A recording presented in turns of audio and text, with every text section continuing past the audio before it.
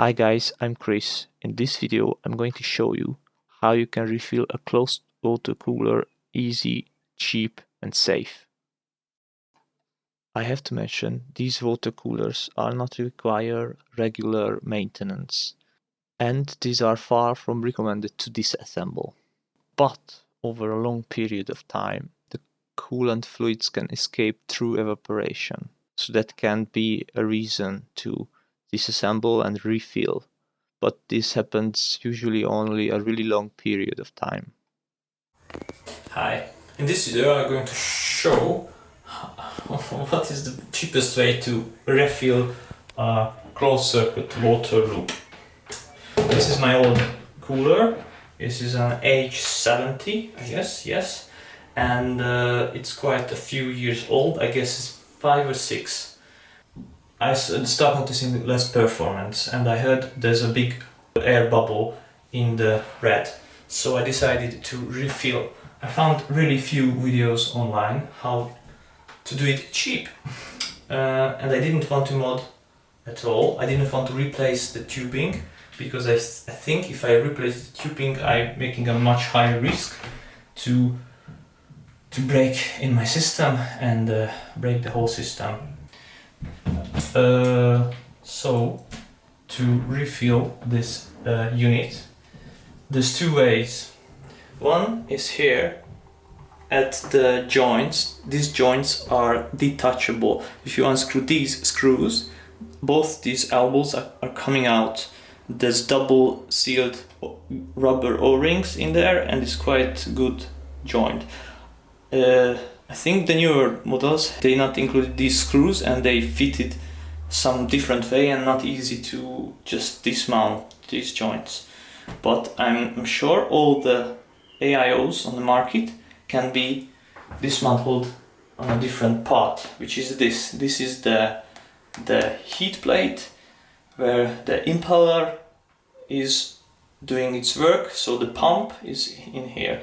It's 2 parts. One side is have the electronics inside, one is just the water. The 2 sides is separate.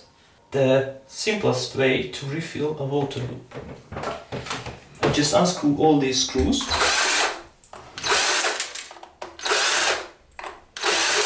I did this before and I tested this method. I just redo this for the sake of the video.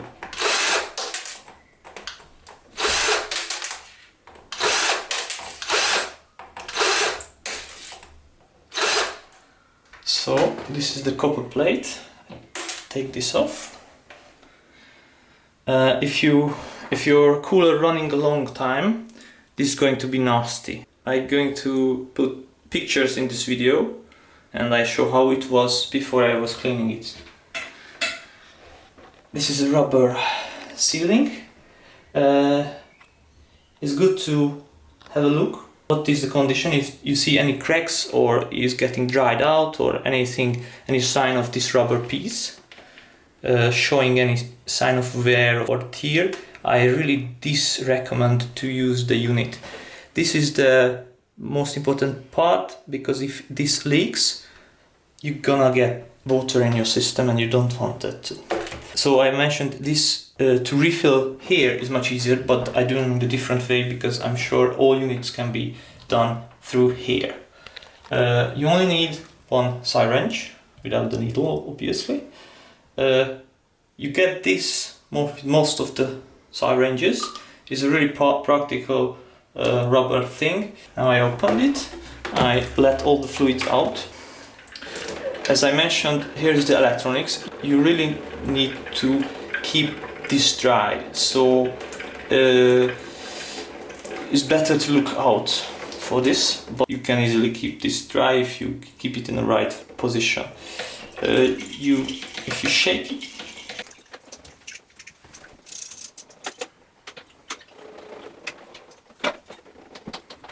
cool. Most of the fluid's out.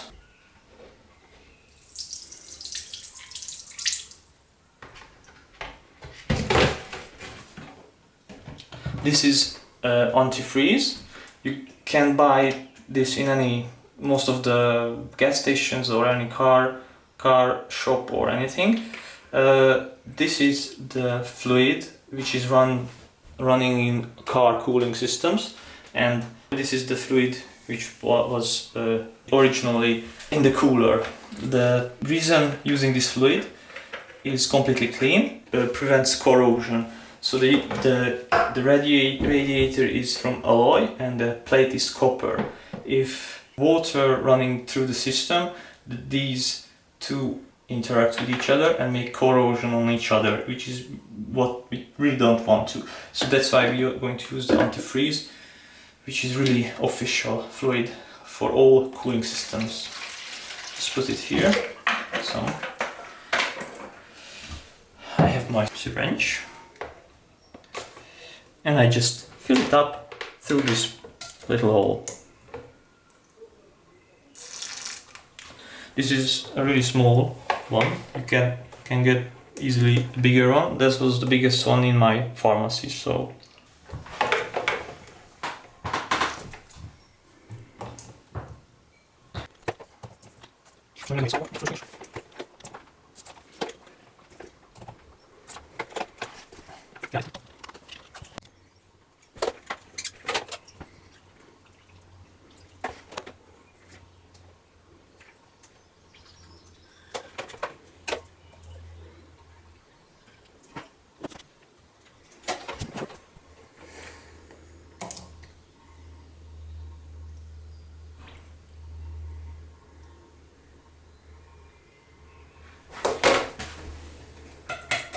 the other reason we did the refilling on this port, this is the highest point of the fluid, so we can really solve the air bubble problem.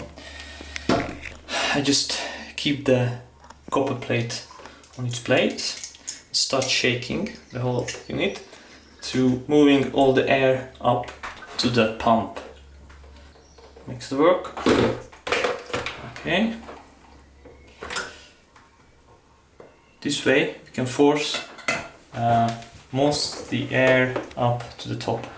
Some people mention that this impeller cannot run in air, which is true, but just because you get a little air bubble is not going to break it. I was running this cooler for years. I knew that water level was not high, so it wasn't completely full. The reason that these closed loops can get air inside because there's evaporation, and so any fluid can go through any substance, including these pipes. And if you watch the specification of the newest AIOs, everywhere they're mentioning they have low evaporation tubing, so they have evaporation. That's how the air got in the water loop. Now you see the water level is quite high. It's possible there's still a couple bubbles left there, but we are really good for now. So I make a little shake.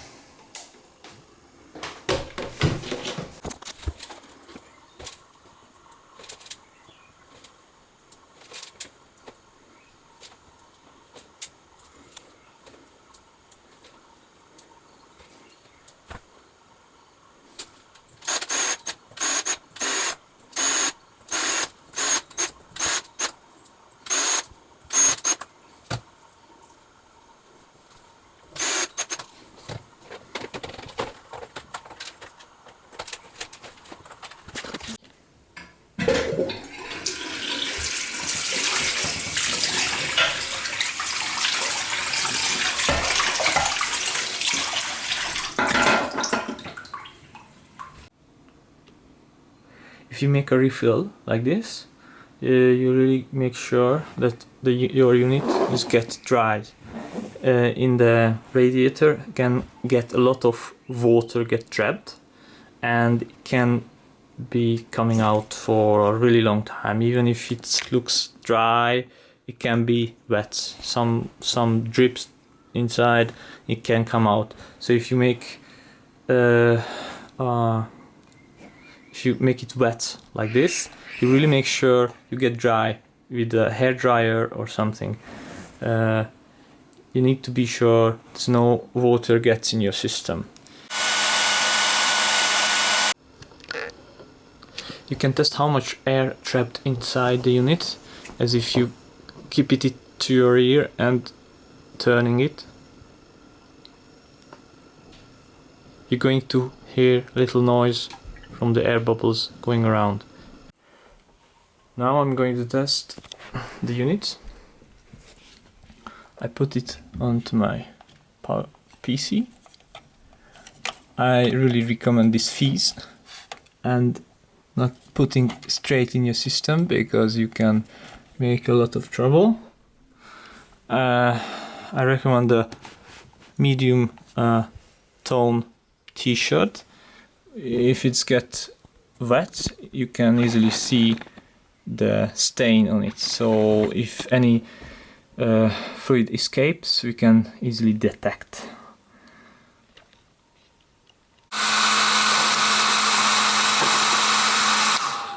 I was running this hairdryer for like 5 minutes. I raised the temperature of the unit for 85 degrees, so we can even test how is it working in under heat conditions.